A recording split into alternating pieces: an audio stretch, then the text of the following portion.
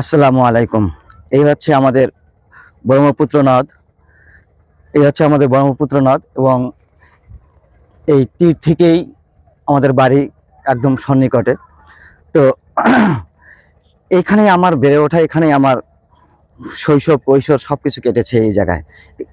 এবং এই জায়গার মধ্যে আমার বন্ধু বান্ধব সহ, ছোটবেলার বন্ধু বান্ধব সহ, মানে শত শত রাত্রি নয়, প্রচুর রাত্রি দিন রাত আমরা এখানে খেলাধুলা করেছি, এখানে সময় কাটিয়েছি।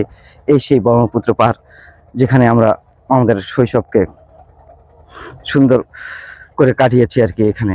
কিন্তু আজ কর্মব্যস্ততার কারণে সমস্ত বন্ধু বান্ধব এখান থেকে দূরে সরে গেছে এবং সবাই সবার মতো কর্মব্যস্ত জীবন যাপন করছে।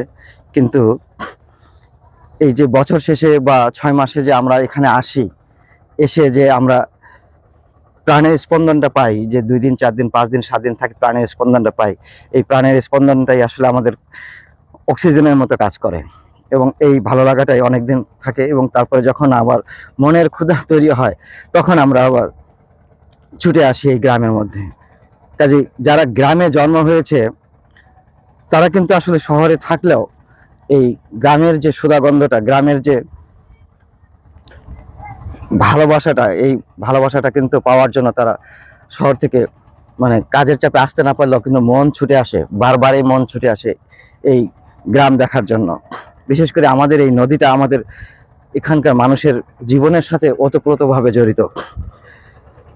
এই নদী অনেকের অনেক কিছু কেড়ে নিয়েছে ঠিকই, কিন্তু এই নদী আমাদেরকে ভালোবাসাও দিয়েছে অনেক। কারণ এই নদী না থাকলে, এই জায়গায় না থাকলে আসলে এখানকার নদী মাতৃক যে দেশ আমাদের, এবং নদী কেন্দ্রিক জীবনযাপন আমাদের এখানে, এখানে সেই জিনিসটা আর হতো না। মানুষ ব্যবসা বাণিজ্য করতে পারতো না, মানুষের সমস্যা হতো আর কি অনেক।